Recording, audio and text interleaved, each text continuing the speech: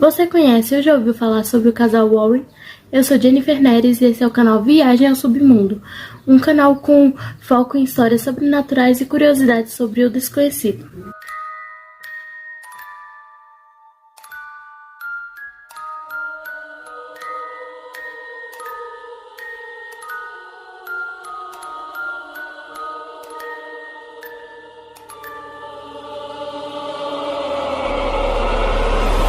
Ed e Lorraine Warren foram um casal de investigadores paranormais e autores associados com casos de histórias de assombração. Edward Warren Milne nasceu em 7 de setembro de 1926 em uma casa assombrada na cidade de Connecticut, onde residiu dos seus 5 anos de idade aos 12.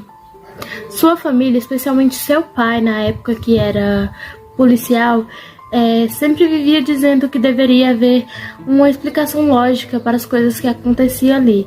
E mesmo quando o Edward acordava às 3 horas da manhã, com a porta do seu armário se abrindo e uma bola de luz saindo de lá de dentro, que se transformava em uma senhora idosa que esfriava todo o local, todo o quarto, Edward repetia para si mesmo: deve haver uma explicação lógica para isso, Ed. Deve haver uma explicação lógica para isso, Ed. Ele dizia que sua respiração era ofegante, uma respiração cansada, e seus passos eram passos pesados, que fazia força, barulho por todo o quarto, e por onde ela passava, o ambiente se esfriava. Edward era um veterano da Marinha durante a Segunda Guerra Mundial e um ex-policial, até que se tornou um pintor autodidata, autoproclamado, especialista em demonologia. Já Lorraine Rita Warren nasceu em 31 de janeiro de 1927. Também teve problemas com seu dom, por conta de estudar em um colégio católico. E aos 12 anos de idade começou a ver luzes ao redor das pessoas. Um dia disse a uma das freiras que sua luz era mais forte do que a da Madre Superiora.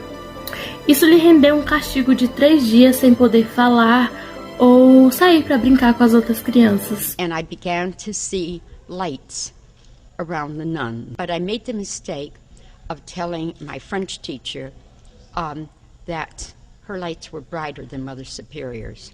And that didn't go over too well in a private Catholic school.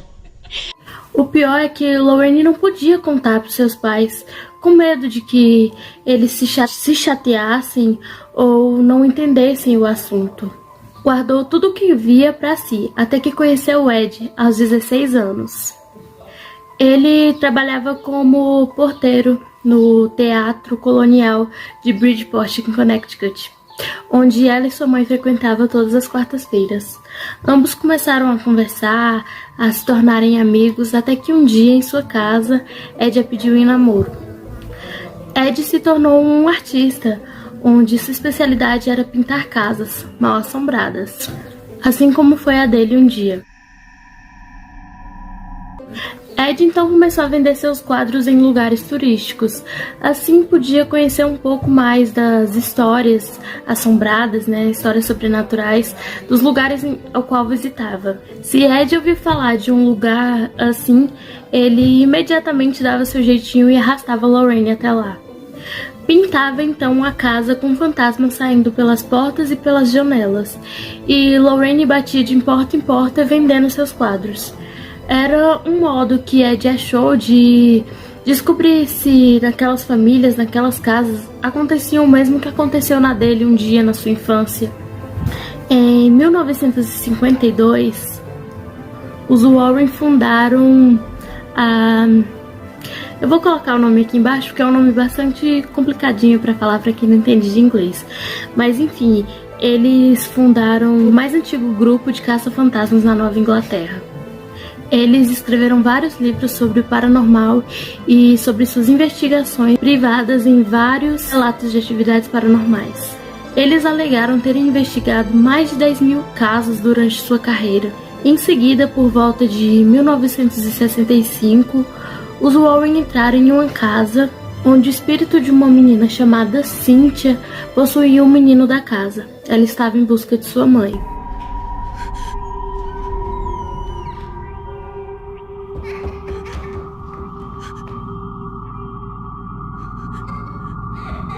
Ed então pensou: isso é horrível, essa criança está em busca de sua mãe constantemente, dia após dia. Como posso ajudar essa criança? Disse Lorraine. Sempre gostei de ajudar os outros. Muitas vezes as orações e o texto eram suficientes para neutralizar os espíritos negativos e mandá-los de volta. Para expulsar os mais insistentes, nós tínhamos de realizar um exorcismo, que era mais complicado. Para isso, precisávamos de provas concretas e de autorização da Igreja Católica. Quando o caso era urgente e não tínhamos um padre disponível, o próprio Ed realizava o ritual.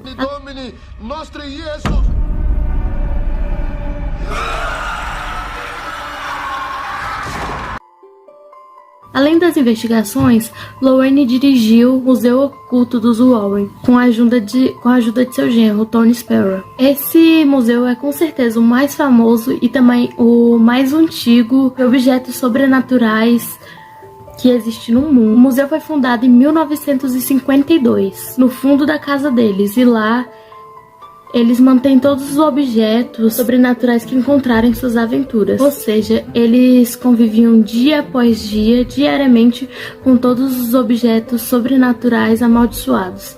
Acordavam, trabalhavam e dormiam com todos eles. E se isso não bastasse, o museu também era aberto ao público. Ou seja, qualquer pessoa poderia ir lá e ver esses objetos.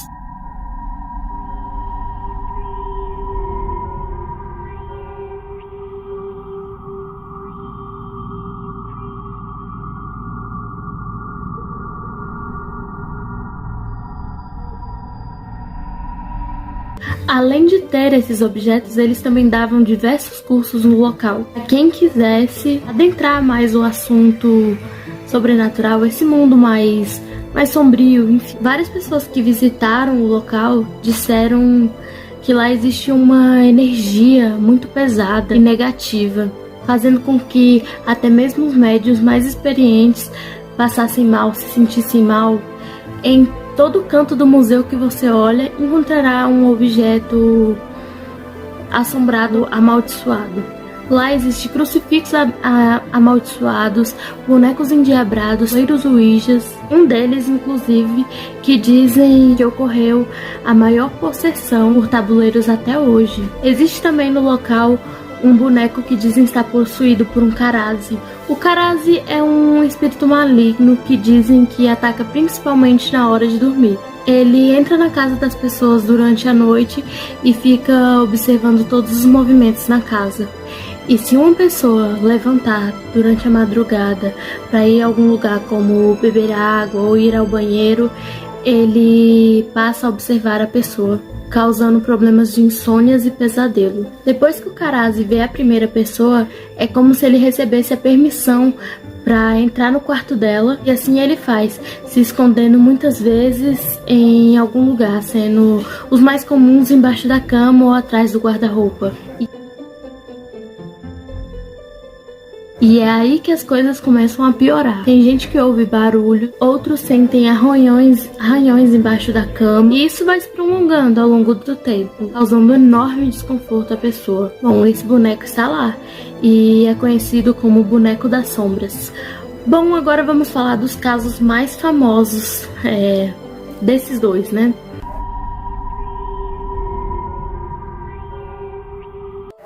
Vamos começar com a história da família Perron, que foi retratada no filme Invocação do Mal. Para quem não sabe, essa história é sim baseada em fatos reais. Digo, não todos, enfim, não sei dizer se todos os acontecimentos, mas grande parte dele teve uma inspiração por trás, teve um acontecimento por trás. Vamos lá. No inverno de 1970, Roger e Carolyn Perron compraram a residência onde pretendiam criar seus 5 filhos. A casa foi construída em um terreno muito bonito e até onde se sabiam, 8 gerações da família já haviam vivido ali. O local dava todos os indícios de que era um lugar perfeito para eles e para seus filhos, que ali eles levariam a vida que sempre quiseram, a vida que sempre sonharam. Porém, o que não lhes disseram é que lá também era um local repleto por muita dor e agonia. Muitos dos moradores antigos haviam morrido no local e 2 deles haviam se enforcado, ou seja, haviam se suicidado, sendo um deles nas vigas do celeiro. Segundo André, assim que se mudaram, começaram a haver algumas manifestações na casa e espíritos vagando, enfim.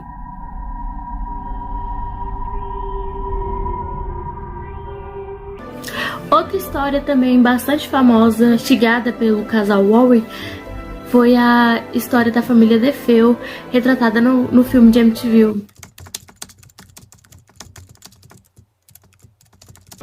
Bom, é uma história muito famosa, enfim, foi no ano de 1965. A família DeFeo comprou uma bela e grande casa na Avenida Ocean, de número 112. Foram morar na casa, além do senhor e senhora DeFeo, seus 5 filhos. Todos esperavam viver uma vida tranquila e calma.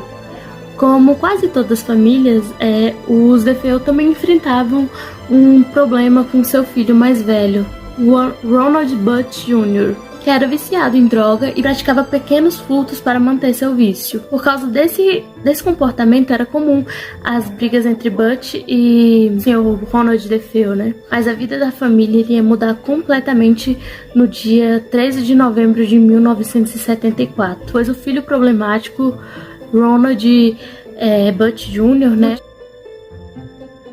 motivo desconhecido, resolveu matar todos os integrantes, todos os membros da família. Com a ajuda de uma carabina, ele foi até o quarto dos pais e os matou. Depois foi no quarto dos irmãos e disparou contra cada um deles também. Para finalizar, assassinou também as outras 2 irmãs. A polícia logo prendeu o Ronald Butch Jr., né? No início dizia que os pais eram mafiosos. A polícia disse que ele começou tudo muito rápido. Assim que comecei, não consegui parar, foi tudo muito rápido, disse então Ronald DeFeo. Temos também outros casos bastante famosos que foram investigados pelo casal Warren, como Annabelle, a Freira Wallach, entre vários e vários outros. É um universo assim, imenso que, se a gente for abordar tudo, não cabe em um só vídeo. Por isso, se vocês gostarem, se esse vídeo tiver bastante engajamento, eu prometo que eu volto trazendo uma por uma dessas histórias, abrangendo mais o mundo da família dos Perron, né? Invocação do Mal, trazendo a história completa, explicando também histórias de MTV, Annabelle, Wallach, enfim, todas as histórias mais famosas que foram investigadas pelo casal Warren, eu trago conforme esse vídeo for. Se esse vídeo explodir mesmo, tiver bastante engajamento, eu trago uma por uma dessas histórias. O vídeo foi esse, eu espero que vocês tenham gostado. Se tiverem gostado, não esqueçam de deixar seu like e garanta já a sua passagem para não ficar de fora, não perder nenhuma dessas nossas viagens, se inscrevendo no canal. Tchau, tchau e até a próxima viagem. Olá, viajantes, sejam todos bem-vindos. Eu sou Jennifer Neres e esse é o canal Viagem ao Submundo. Um canal com foco em histórias sobrenaturais e curiosidades sobre o desconhecido.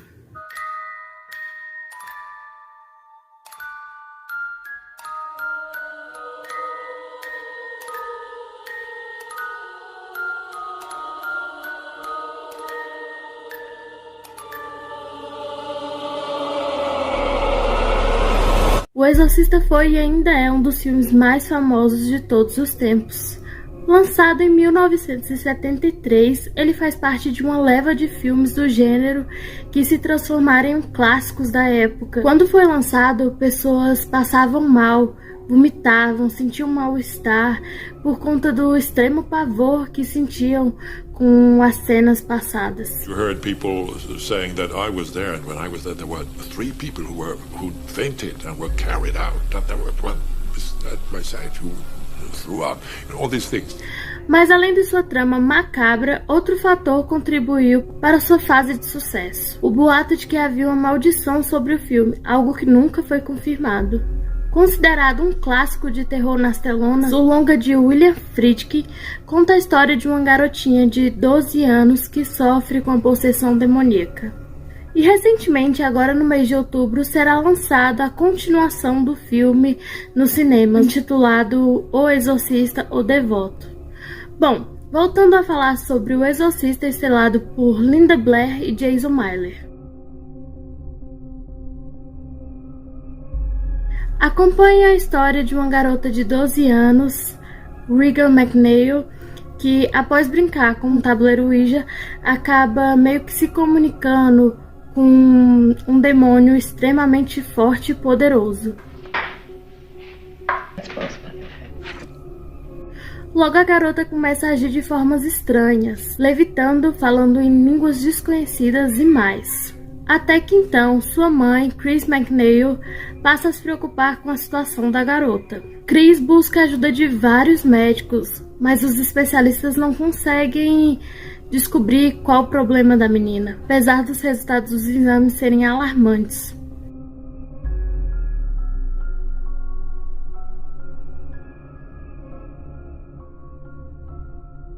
Assim como última tentativa, a mãe da garota decide buscar a ajuda dos padres Lancaster Marys e Damian Carras. Eles então descobrem que a menina sofre com a possessão demoníaca e que precisará ser realizado um exorcismo.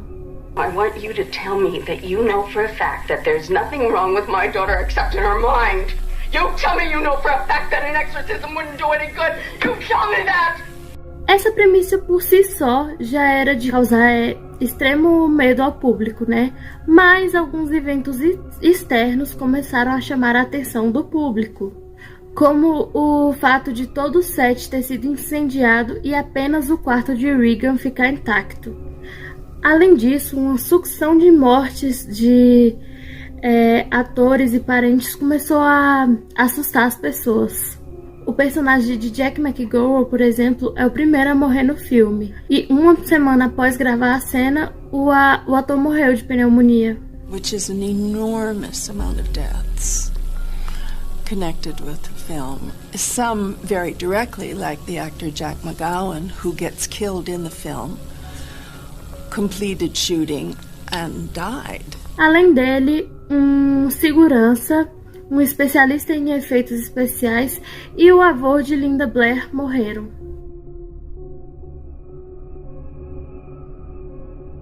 Famoso por seu comportamento antiético, o seu modo de direção era no mínimo peculiar e desrespeitoso com os atores. Ele tinha o hábito de andar armado pelo set.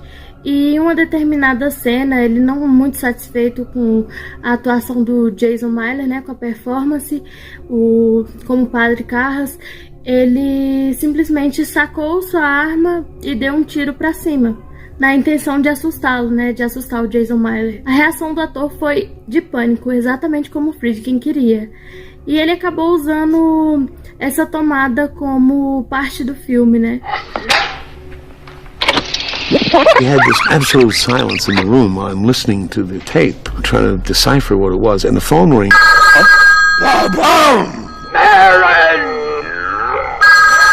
And he shot his shotgun this close to my head. Outro absurdo relatado foi de Blair e Ellen, né, que interpretou a mãe de Regan. Elas por diversas vezes saíram machucadas das gravações. Apesar de Ellen comunicar que já estava machucada, Friedkin ordenou que os cabos fossem puxados e com mais força ainda. A rig around my midriff with a wire coming out the back, and the stuntman was pulling me. We're going to do it again. I said, Billy, he's pulling hard. I can give it to her this time. And I said, really? When I hauled off, she came completely off her feet. Resultado disso, a atriz caiu e se machucou, machucando as costas e o cóccix. Sua reação de dor no final, né, sua reação genuína, foi usada como tomada no final, assim. Não foi, aquele momento ali no final que a gente vê ela com dor, né, a expressão no rosto dela de dor, não foi atuação, ela não estava atuando, realmente aconteceu, ela estava com dor naquele momento. You see me reach for my back. I screamed in horrendous pain. Billy motioned to Owen to tilt the camera down. Bom, Dizem que o filme foi inspirado em uma história real de um garotinho de 13 anos, que teria vivido em 1949 em Maryland, nos Estados Unidos. Na época, os jornais locais espalharam terror pela cidade, acusando que a cidade sofria, com uma possessão demoníaca. The victim, who was identified as a boy, was of a Lutheran family. There were poltergeists. Todas baseadas em fontes anônimas. Robbie ou Roland Doe, já que a Igreja Católica mudou seu nome após o exorcismo, vinha de uma família devota à Igreja Luterana e ele era filho único. Como ele era filho único, ele foi privado de diversões, brincadeiras, uma vida de uma criança normal, devido à Segunda Guerra Mundial. Já que não podia sair de casa, seu tutor, conhecido como Howard, era sua companhia. Howard era espírita e ele apresentou para o Robbie um tabuleiro Ouija para que ele pudesse se comunicar com mortos, desde que ele seguisse a religião. Por volta de 1948, o Howard morreu, e desolado, louco, que já que era sua única companhia, a única pessoa com quem ele podia contar, conversar, Robbie usou o presente que ele ganhou, tentando contatar, chamar, conversar o tio Howard, como ele chamava. Poucos dias depois, os pais do garoto começaram a notar comportamento estranho da parte dele, barulhos pela casa, passos no sótão e ruídos de assoalhos sendo arranhados. Os eventos começariam a ficar mais bizarros quando o Robin, que já estava com um comportamento estranho, passou a mover objetos pesados pela casa com a força do pensamento. Ele olhava e o objeto movia conforme ele queria, conforme ele pensava. Além de ter destruído um vaso de água benta que estava na sua cabeceira, mesmo ele estando completamente amarrado, ou seja, mais uma vez, com a força do pensamento, ele destruiu esse vaso. Assustados, a família constatou o pastor luterano Luther Miles pedindo ajuda. O religioso chamou também médicos, psicólogos, enfim, todos para tentar avaliar ali o comportamento do menino, Mas todos eles saíram de lá sem uma resposta. Em 17 de fevereiro de 49, Miles levou Robbie para dormir em seu dormitório, e o colocou amarrado em seu lado na cama. Durante a noite, o reverendo revelou que, enquanto dormia, móveis e cobertores se moveram de lugar, além de estranhas rachaduras terem aparecido por todo o prédio. Uma pesada cadeira de aço também teria sido arremessada pelo garoto, que estranhamente, milagrosamente, teria se livrado das amarras. Who told them, let the boy stay at my house overnight. Well, all hell broke loose in that man's home. Acreditando que Rob estava possuído, Miles chamou também o padre Edward Ruggs para performar um exorcismo no hospital. Já na primeira sessão, Robbie fez um ferimento grave no padre e o ritual, o procedimento precisou ser interrompido. Quando Robbie foi para casa descansar, seus pais notaram que começou a surgir marcas pela sua pele com dizeres profanos como inferno e Satã. Além da palavra luz, também Lois, que surgiu na pele do garoto, na barriga.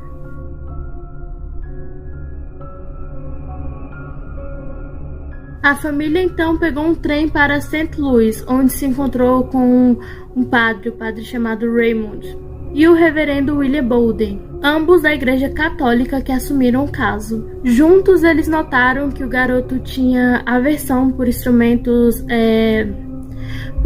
religiosos, sagrados, como água benta, crucifixo e bíblias. Após pedir permissão para realizar novos rituais, o padre Walter Halloran performou o exorcismo na ala psiquiatra da Universidade de St. Louis. Nas 30 sessões diárias, Halloran chegou a quebrar seu nariz, dada a força descomunal que ele dizia que Robbie tinha, quando estaria com o diabo no corpo. No 30º dia de exorcismo, né, em 18 de abril de 1949, Robbie teria supostamente acordado, dizendo não se lembrar de nada. A família mudou de casa e, segundo relatos, o garotinho, não havia mais sido atormentado. Em 20 de agosto, o The Washington Post publicou um relato sobre o caso, citando os nomes dos padres envolvidos no exorcismo. Segundo eles, durante o ritual, Robbie gritava como um carneiro sendo abatido e só falava em latim. Foi esse artigo que inspirou o autor William Peter a escrever o exorcismo, que deu base ao longa.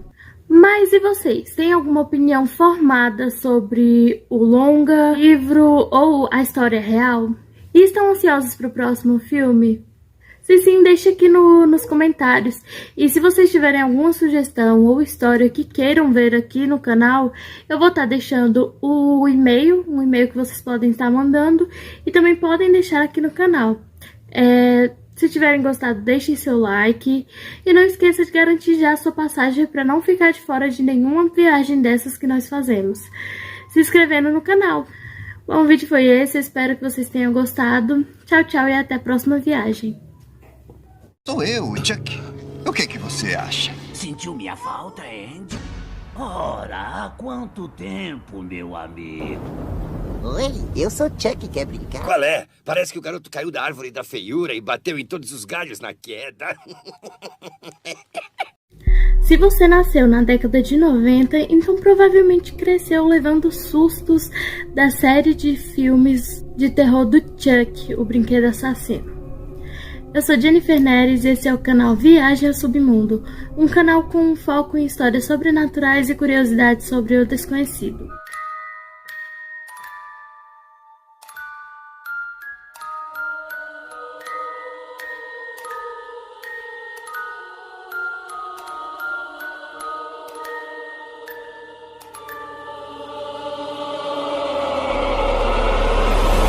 Pra quem nunca ouviu falar, a história do Chuck gira em torno do assassino Charles Lee Ray, que após ser atingido no coração, usa magia negra para transferir sua alma para de um boneco de plástico e tenta a todo custo conseguir um novo corpo humano. Mas o que poucos sabem é que o filme é baseado em uma história real. Nos Estados Unidos existe um boneco supostamente amaldiçoado de nome Robbie. A reputação do boneco é quase tão horrível quanto a do cinema. Astro da mais nova série do Star Plus, Chuck, o boneco assassino, é um dos grandes ícones do terror hollywoodiano. Criado em 1988 por Don Mancini, ele estreou no mesmo ano no filme Brinquedo Assassino. Na trama, o menino Andy é filho de uma viúva que compra um boneco, um brinquedo da linha Good Boys para o pequeno. O que ela não sabe é que esse pequeno boneco está possuído por o espírito de um assassino em série, que transferiu sua alma para o corpo de plástico em um ritual voodoo. Assim, Chuck desperta sedento por sangue e vingança. A morte de Charles Lee Ray acontece em uma loja de brinquedos em Chicago, onde o assassino é traído por seu comparsa Ed Caputo, que foge desesperado sem ele e acaba sendo atingido pelo detetive Mike Norris. Ao perceber que estava morrendo, em decorrência dos tiros e possesso de raiva, Charles, na ausência de pessoas por perto, puxa a primeira coisa que vê pela frente, um boneco da linha Good Boys, e começa a experimentar um ritual voodoo de transferência de almas para que ele possa, transferir sua alma para aquele corpo daquele boneco.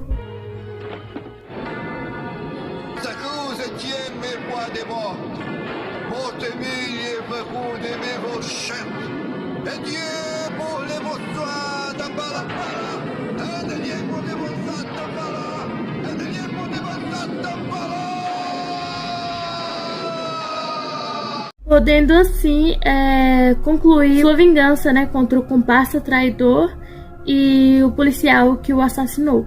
Além disso, o próprio Charles Lee Ray foi inspirado em 3 assassinos da história dos Estados Unidos: Charles é uma referência a Charles Manson, famoso assassino e líder da seita que aterrorizou os Estados Unidos na década de 1960.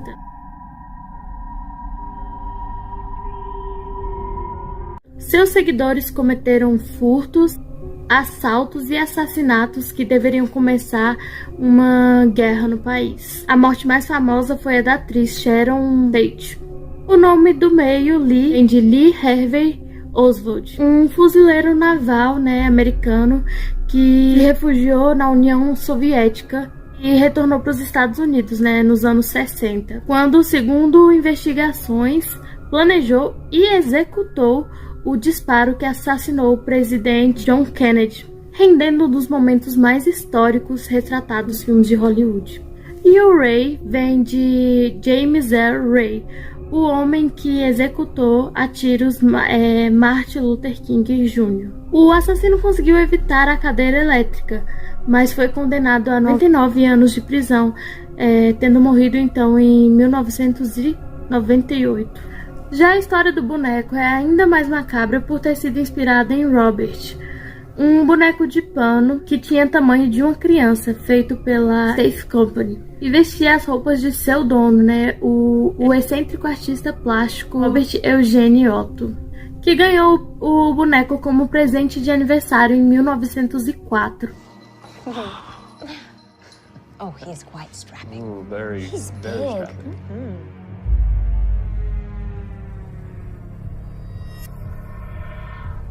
Robert. Diz a história que Jenny e Robert eram inseparáveis, com o menino carregando o brinquedo para todo canto. Entretanto, os pais ouviam o menino conversando com a figura com duas vozes diferentes. Isn't this tea delicious, Robert?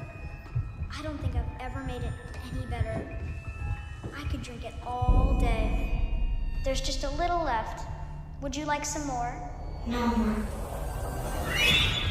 Eles acreditavam ser o próprio Eugênio atuando, porém ele começou a ter pesadelos e sempre culpava o boneco quando alguns de seus pertences apareciam jogados pelo chão. Quando cresceu, Otto casou e herdou a antiga Artist House na Flórida. Como tinha medo do boneco, a esposa pediu que o marido guardasse um cômodo separado dos demais cômodos da casa. E foi aí que surgiram histórias de crianças falando que começavam a ver o boneco andando sozinha e fazendo cara feia para elas, pela janela.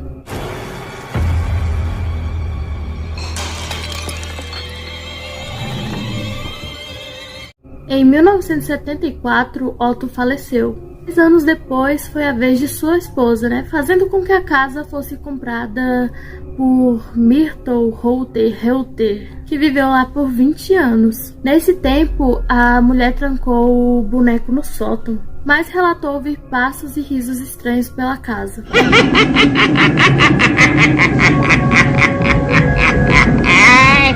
Ela também afirmou ver o brinquedo fazer cara de raiva quando falou mal do falecido Otto. Em 94, após afirmar que o boneco havia perseguido sua filha e torturado a si, próprio Myrtle, ela doou para um museu, alegando que o boneco era mal assombrado e que deveria ser guardado de uma maneira que não pudesse escapar. O museu não comprou muito, a explicação, não comprou muito a história, mas aceitou ficar com o boneco e guardou em um porão também, até que pudesse expô-lo em uma caixa de vidro, tipo um altarzinho de vidro no próprio museu.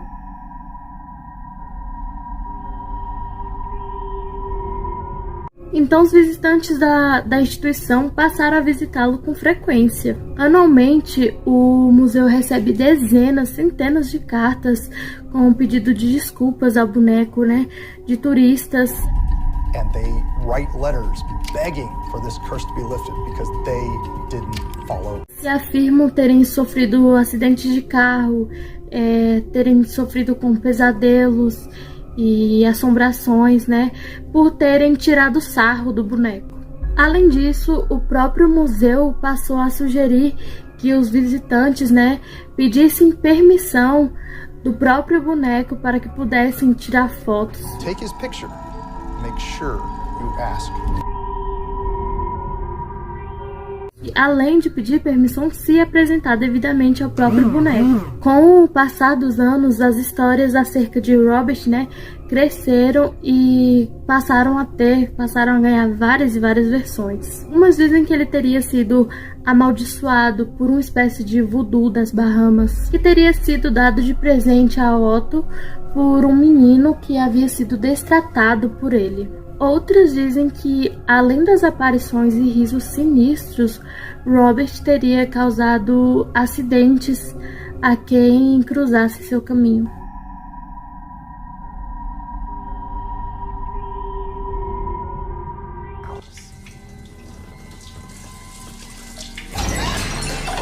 O fato é que a história rende frutos até hoje. E agora o público pode ver seu filho mais notório, o Chuck, tocando o terror na série. You bitches miss me? Bom, mas e vocês? O que acharam da história? Vocês já sabiam que existia uma história verdadeira através do filme do Chuck? Acabaram de descobriram agora? Enfim, deixem aqui nos comentários que eu estarei lendo tudinho e interagindo com vocês. Se vocês tiverem gostado, deixem seu like. Não se esqueça de garantir sua passagem, se inscrevendo no canal e para não ficar de fora de nenhuma viagem como essa. O vídeo foi esse, espero que vocês tenham gostado. Tchau, tchau e até a próxima viagem. Lendas são histórias contadas por pessoas de tempos em tempos que misturam fatos e imaginação. As lendas também costumam explicar acontecimentos misteriosos e sobrenaturais. Dito isto, as lendas variam de região para região, país a país, agregando características locais. Eu sou Jennifer Neres, esse é o canal Viagem e o Submundo.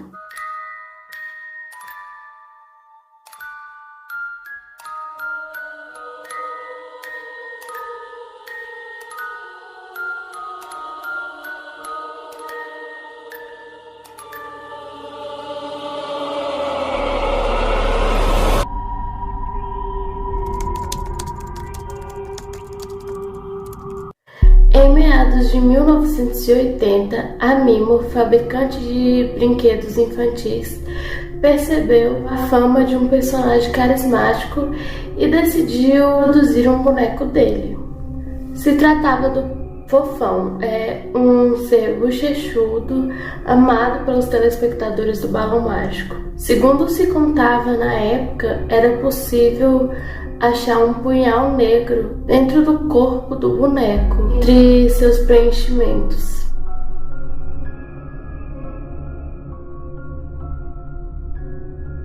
Logo, o povo conectou a presença do boneco, a um ser maligno. Assim, pessoas começaram a acreditar que o boneco era de fato um ser do mal. Diversas versões da lenda do Fofão foram disseminadas pelo país, mas em todas elas, o boneco usaria o punhal para fazer mal ou matar crianças à noite. Para que isso não acontecesse, a lenda sugere que o boneco e a adaga dentro dele fossem queimadas para que ali acabasse com a maldição. Para algumas pessoas, até mesmo o programa do personagem continha mensagens subliminares e, assim, incitava a violência, A lenda da cabeça satânica é geralmente descrita como a cabeça de uma pessoa que possui cabelos compridos e olhos arregalados. É bem comum ser associada à cabeça de um cangaceiro, com feições rudes e sempre com um sorriso a contemplar no rosto. Essa criatura pode surgir de repente, como se fosse uma pessoa de verdade. Sempre aparece de costas para suas vítimas. A parte mais assustadora é que isso acontece sempre tarde da noite, em locais onde há pouca luz. E isso só aumenta as possibilidades dessa criatura aparecer dentro do seu quarto. Daí então aquela criatura silenciosa começa a desmanchar, que a faz cair no chão como um monte de entulhos, e é daí que surge a cabeça rolante. Algumas pessoas que dizem, né, já terem tido contatos com essa criatura, dizem ser uma cabeça conduzida em uma das mãos por uma entidade. A tal entidade seguraria essa cabeça rolante pelos cabelos. Diante disso, é possível presumir que seja uma criatura, né, que se divide em duas. Uma parte que controla a cabeça com suas mãos e que, segundo relatos, soltaria essa outra parte, né, ao se deparar com alguém. Sendo assim, a cabeça satânica, né, a lenda da cabeça satânica, se remete a uma cabeça que sai rolando pelo chão e que persegue as pessoas, sendo controlada pelas mãos da própria entidade em si. O chupacabra foi descrito na época, né, como um animal misterioso que atacava não somente cabras, né, como também galinhas, bois, outros animais da fazenda durante a noite. Segundo reportagens, né, da época, a criatura tinha uma aparência bizarra, com características dessas, né, que lembravam cachorros, lobos, morcegos e até cangurus. Havia também quem dizia que o chupacabra era, na verdade, uns extraterrestres, né, com baixa estatura, cabeça grande e pele verde. A primeira vez que os relatos de um chupacabra, né, foram ouvidos foi lá em Porto Rico. Uma epidemia mortal se propagou pela ilha, assustando a população. Um misterioso predador estava matando o gado de uma forma nunca vista antes. Seria o começo de uma série de mortes e sangue que perduraria décadas e abrangeria todo o continente.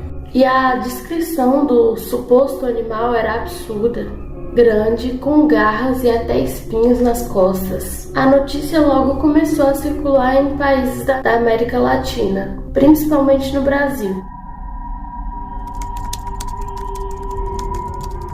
O ET de Varginha. Um dos casos mais misteriosos do Brasil aconteceu em 96, na famosa Varginha, em Minas Gerais. 3 garotas adolescentes alegaram ter visto um ser bípede assustador, de pele marrom e olhos vermelhos. As irmãs Valquíria, de 14, e Liliane, de 16, também estão muito assustadas. As 3 viram algo muito estranho. Tinha perna e braços normal, de um homem normal, assim. Mas que a gente olhou direito, não era assim um homem. Tinha chifres, tinha assim, a pele marrom. Pela descrição, né, ufólogos afirmaram ser um extraterrestre. Em paralelo, um casal de agricultor relatou a presença de algo que parecia um OVNI. Olhou e viu um objeto passando aqui, rapaz. Ela me chamou. Eu olhei, vem, o que é isso? Aí eu vi.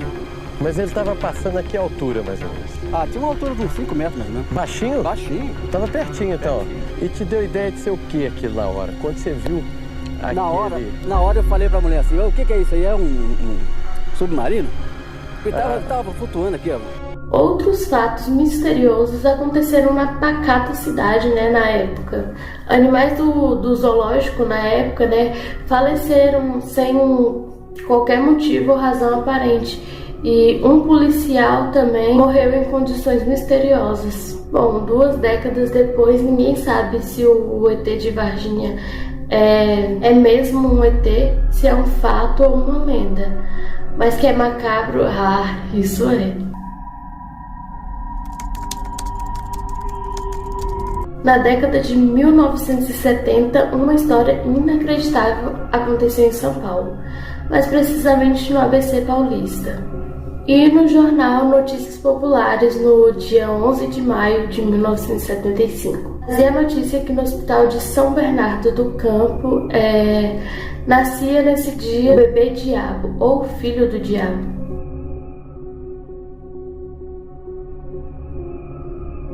Essa manchete causou bastante alvoroço na época. as pessoas acreditavam que o anticristo havia nascido. De acordo com o jornal, nascia um bebê com 2 chifres pontudos, corpo coberto de pelos e um rabo de 5 centímetros. Após um parto difícil, o bebê teria nascido falando e ameaçando sua própria mãe. Seu olhar feroz causava pânico, nos médicos e enfermeiros. Muitas histórias relacionadas, ao filho do diabo foram crescendo ao longo dos dias. De acordo com relatos de pessoas que dizem ter visto o filho do diabo, ele teria pedido para beber sangue. Porém, quando as enfermeiras negaram, ele rosnou como um cachorro e fugiu para o telhado do hospital. Assim, o anticristo permaneceu por dias, fazendo diabruras, tais como pular do 3º andar do hospital e pedir um táxi que o levasse para o inferno. Entre várias histórias, acerca do porquê o bebê havia nascido assim, está uma que diz que a mãe grávida, durante a Semana Santa, havia dito que só iria à procissão quando aquele diabo nascesse. Gangue do Palhaço. Gangue do Palhaço, também conhecida como Kombi do Palhaço, é uma lenda urbana que foi bastante famosa na década de 90. Dizem que cada gangue tem um palhaço que é o responsável por matar. Alguns relatam que o assassino tinha um taco de golfe numa mão e uma seringa em outra. Com o taco de golfe, ele apagava as pessoas e com a seringa ele injetava urina em suas veias até elas estourarem, levando a pessoa a óbito. Tudo aconteceu por causa de uma série de reportagem intitulada como Os Crimes que Abalaram o Mundo. Foi falado do caso de um palhaço norte-americano, John Wayne, que na década de 70 assassinava jovens e crianças. Ele realmente existiu e quando foi preso, no porão de uma casa em Chicago, Illinois, foram encontrados restos mortais de 29 pessoas, entre 9 e 27 anos. Por conta desse caso, nos anos 90, houve casos que assombraram São Paulo. Um louco, não se sabe bem quem, usou a história do palhaço em Osasco, São Paulo. Bom, estaria raptando crianças para matá-las e poder vender seus órgãos. Aos poucos, a fama da lenda se aumentou, chegando a toda a grande São Paulo. Com tons verídicos e macabros, ele atacava em toda a região. Tinha 2 ajudantes, pegavam as crianças em uma Kombi azul e só atacava em escolas públicas. Diz a lenda que uma van parava e o palhaço descia. Fazia brincadeiras com todas as crianças que passavam por lá. Oferecia doces e brinquedos até que a criança não pudesse resistir e entrasse na van, onde nunca mais seria vista.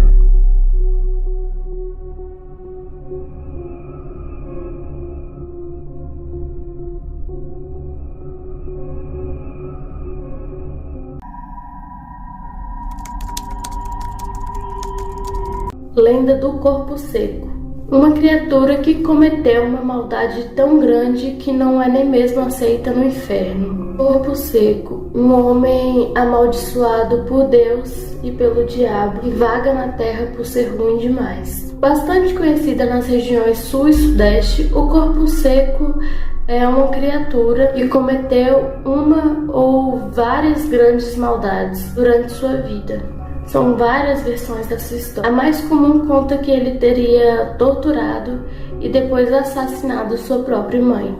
Por causa desse grande pecado imperdoável, esse homem não foi bem aceito no céu, obviamente, mas foi considerado mal demais para habitar o inferno, sendo assim que foi devolvido para a terra. Porém, não estava mais vivo, então foi condenado a vagar por aí em estado assim, de morto-vivo. Ele foi condenado a vagar pela terra sem poder se alimentar ou descansar. Sendo assim, ele está sempre estressado e exausto. o que cumpre sua maldição, porque ele foi destacado para assombrar pessoas, especialmente aquelas que tenham se desviado dos caminhos de Deus. O nome vem pelo fato dele não poder se alimentar, né? Como ele não pode se alimentar, seu corpo é bastante ressequido e magro. Por isso chama-se corpo seco, por ser um conjunto de ossos e couro, além de ter unhas e cabelos enormes que não param de crescer desde que ele foi enterrado.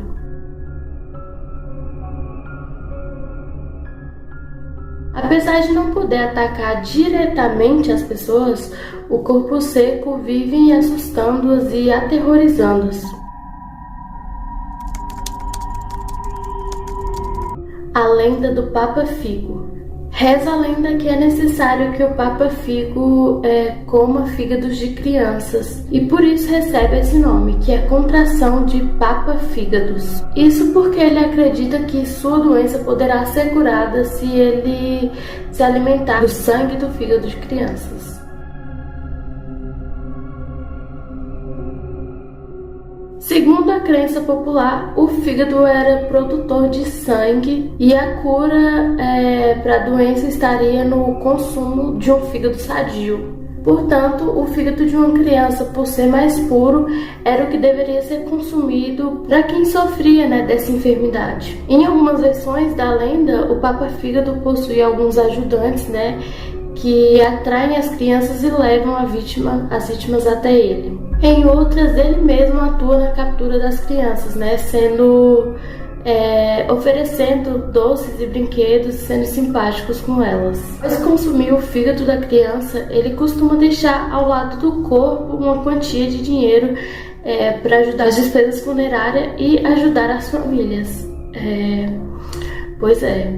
Então, viajantes, o vídeo foi esse. Eu espero que vocês tenham gostado. Se tiverem gostado, não esqueçam de deixar seu like e garantir sua passagem para não ficar de fora de nenhuma viagem como essa, se inscrevendo no canal. Tchau, tchau e até a próxima viagem. Folclore, mitologia e causos são bastante comuns em vários países. No Brasil temos a forte cultura folclórica baseada em mitos indígenas, africanos e europeus. A mitologia greco-romana é conhecida no mundo todo. A nórdica foi difundida em séries como Vikings e histórias em quadrinhos como Thor. Mas e a asiática? Bom, no vídeo de hoje conheceremos algumas das histórias mais assustadoras de países da Ásia.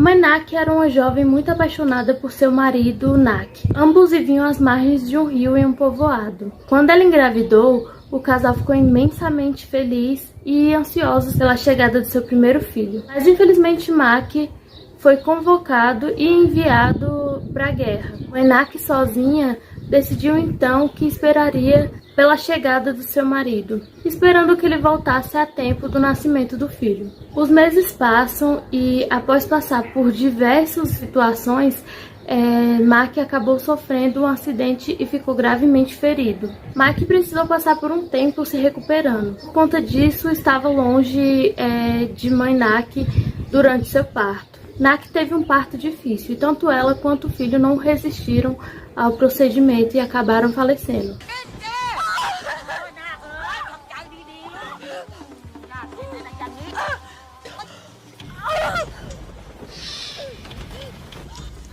A lenda conta que depois de se recuperar, Mak voltou ao povoado, encontrando sua esposa e filho o esperando. Tomado pela felicidade, ele acaba ignorando os avisos dos vizinhos que tentaram alertar de que ele estava vivendo com o fantasma de sua família. Sua ilusão durou até o dia em que ele observou sua esposa enquanto ela cozinhava. Enquanto a vigiava, Mak viu algumas partes do seu corpo desaparecendo e reaparecendo em instantes. Decidido a fugir dela sem que ela saiba, ele esperou até o anoitecer, onde arrumou uma desculpa qualquer para sair de casa. A princípio, Moynac não percebeu nada. Entretanto, o tempo foi passando e com a demora do seu marido, ela resolveu sair para procurá-lo.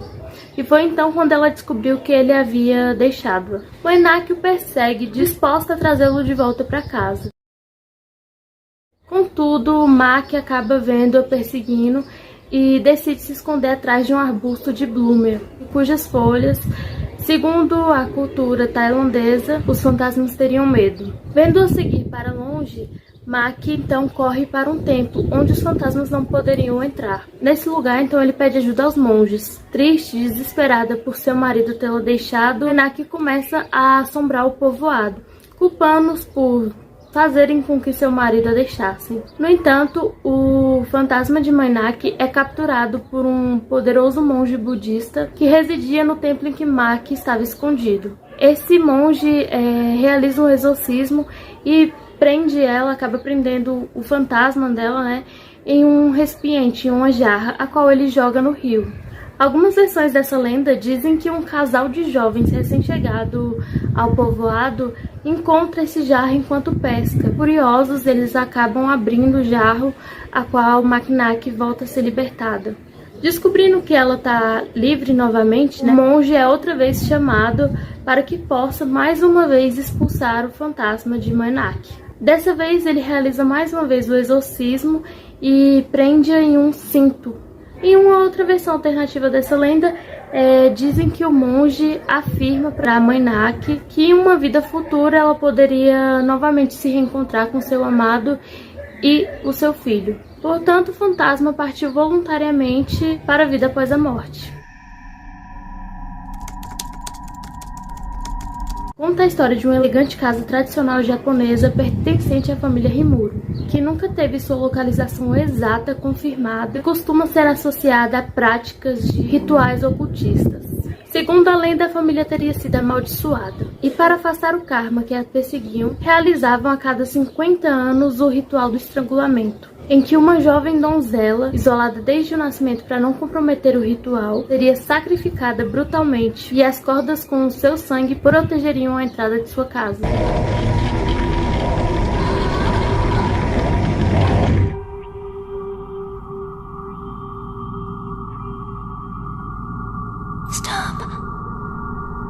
Deu certo por muitos anos, porém certa vez a Nawa Miko, donzela do Santuário da Corda, conheceu e se apaixonou por um rapaz, que tentou salvá-la de seu destino, arruinando então o ritual. O chefe de família ficou desesperado com o futuro dos Rimuro e em um momento de loucura assassinou toda a família e depois se suicidou usando uma katana.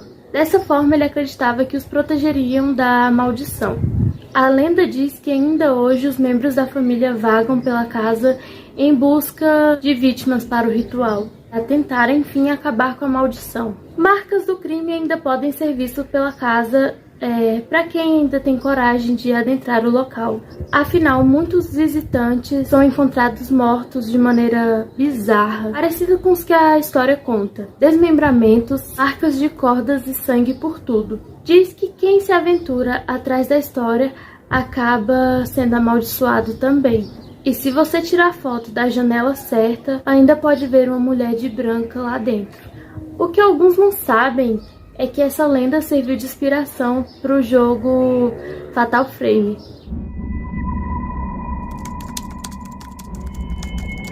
A lenda diz que ao ir ao banheiro as pessoas têm que ficar atentas se tem papel higiênico ali ou não, pois se não tiver, a entidade poderá aparecer.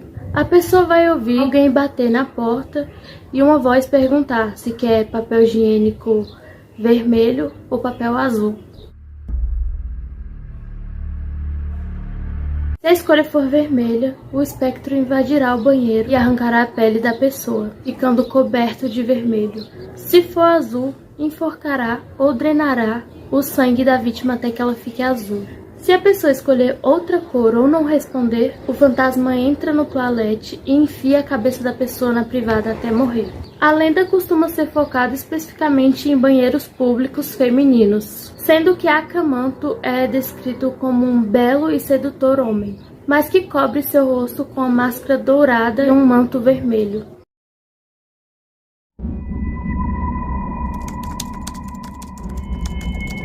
Dizem que Yuki-onna aparece nas noites de nevasca na figura de uma mulher alta e extremamente bonita, com longos cabelos negros e belos lábios vermelhos da cor de sangue. Sua vestimenta é sempre descrita como um vestido branco e transparente. Sua pele pálida, quase transparente, mistura-se com a paisagem branca da neve. As lendas antigas contam que o espírito de Yuki-onna é o espírito de uma mulher que morreu em uma nevasca enquanto era perseguida. Mediante isso, ela é sempre associada aos desaparecimentos de pessoas em nevascas, sendo ela a própria causadora de tempestades de neve no inverno. As lendas contam que, ao mesmo tempo que é bela e serena, a bruxa da neve pode ser extremamente cruel, matando sem piedade os inocentes e indefesos em meio às nevascas. Até o século XVIII, ela foi quase retratada como um sinônimo do mal. Hoje, porém, muitas histórias sobre essa bruxa a deixam mais humanizada, enfatizando sua natureza como um fantasma de beleza efêmera. Contam que Yuki-onna aparece para os viajantes presos em tempestades de neve. Ela usa seu hálito gelado para deixá-los como cadáveres revestidos em gelo.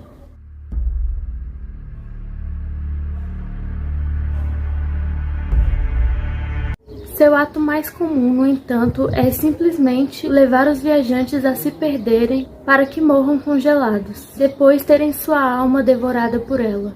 Existem várias lendas sobre Yuki-onna que descrevem como um ser extremamente cruel. Essas histórias, muitas vezes ela invade casas, soprando na porta como uma rajada de vento e matando seus moradores enquanto dormem. Embora algumas lendas afirmem que ela precisa ser convidada para entrar em alguma casa. Contudo, as descrições e personalidades de Yuki-onna variam de região a região. Tek-Tek é uma assustadora lenda urbana japonesa sobre uma garota que caiu de um trem e acabou sendo partida no meio pelo mesmo. A pobre garota demorou a morrer sem receber nenhum tipo de ajuda enquanto agonizava nos trilhos. Após sua morte, ela retornou como um espírito vingativo, que vaga pela noite em estradas escuras, arrastando seu torso no chão e carregando em suas mãos um objeto cortante, geralmente uma foice ou um facão. O nome Tek-Tek é uma onomatopeia referente ao som que a sua foice, o facão, faz bater no chão enquanto ela arrasta. Alguns dizem que ela está procurando por suas pernas, que foram perdidas quando foi cortada ao meio. Outros dizem que ela está brava com a humanidade por não terem ajudado enquanto ela morria. Apesar de não ter pernas, ela pode se mover incrivelmente rápido. Tão rápido que ela pode facilmente alcançar até mesmo as vítimas que estejam fugindo em um carro. Quando ela consegue alcançar suas vítimas, ela os corta ao meio e rouba suas pernas.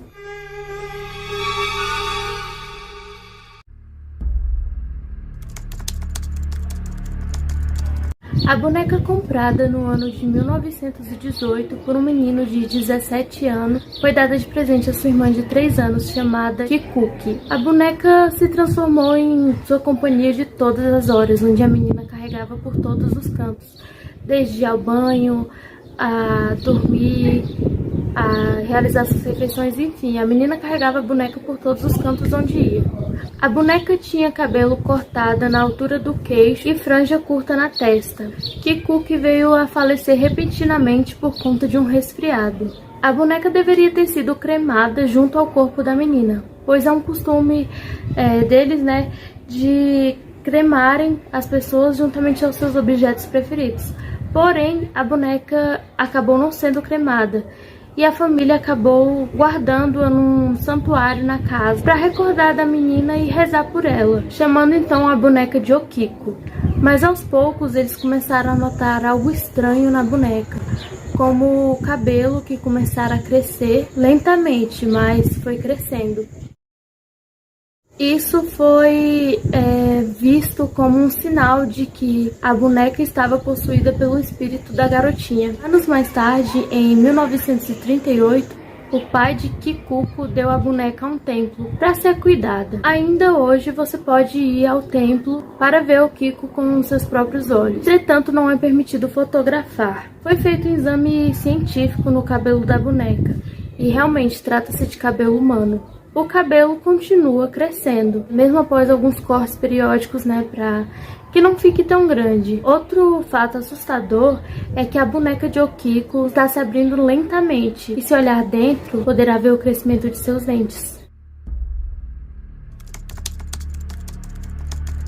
Essa lenda conta que uma noite, um menino voltando para casa encontrou com uma velha que usava um lenço enorme.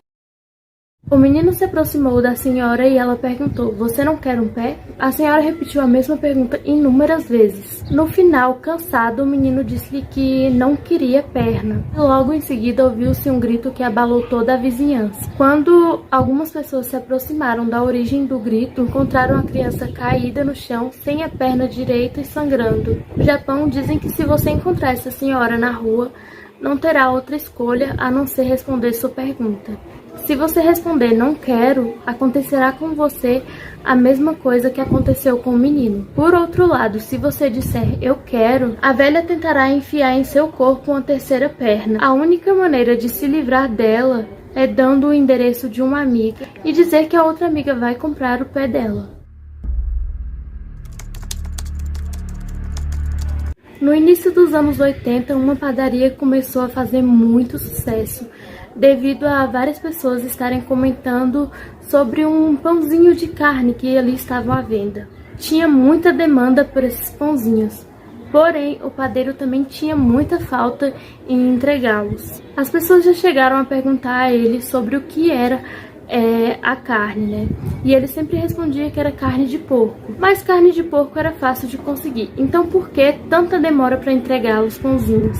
Até que um dia o cara perito em comidas resolveu ir até a padaria experimentar o tão famoso pãozinho de carne. Ele comeu o pão e realmente era muito saboroso, mas ele sentiu um gosto estranho e não parecia ser carne de porco. Então ele resolveu comprar o pãozinho e levar para uma investigação para descobrir do que era feita a carne. E descobriram que a carne, na verdade, era carne humana. O padeiro acabou sendo preso e, ao interrogarem ele, o motivo para ele ter feito esses pãezinhos foi que ele acabou brigando com um cliente e acabou assassinando. Ele não tinha onde esconder o corpo, então resolveu fazer pãezinhos com a carne humana. Só que a demanda acabou sendo tão grande que ele precisava fazer mais. Então pegava entregadores que traziam comida a ele.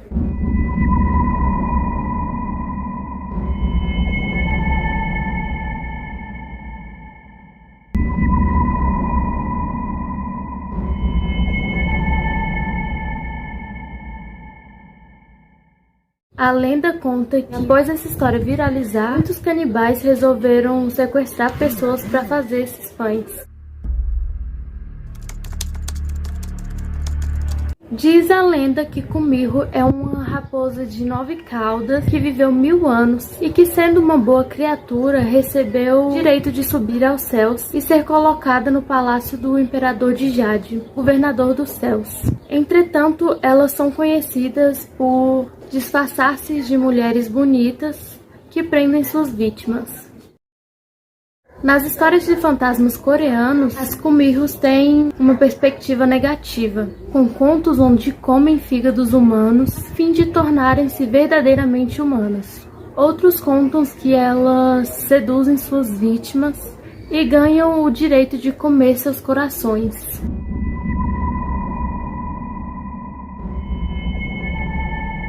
Interpretações românticas dizem que se uma Kumiho se apaixona e casa com um homem humano, conseguindo viver com ele por 100 dias, sem ser descoberta, ela se tornará uma humana. Enfim, viajantes, essas foram algumas das histórias do continente, da Ásia. Tem várias outras, se vocês tiverem interesse, podem deixar aqui nos comentários que eu trago uma parte 2. Enfim, eu espero que vocês tenham gostado. Se tiverem gostado, já deixem seu like e garanta sua passagem para não ficar de fora de nenhuma viagem como essa, se inscrevendo no canal. Tchau, tchau e até a próxima viagem.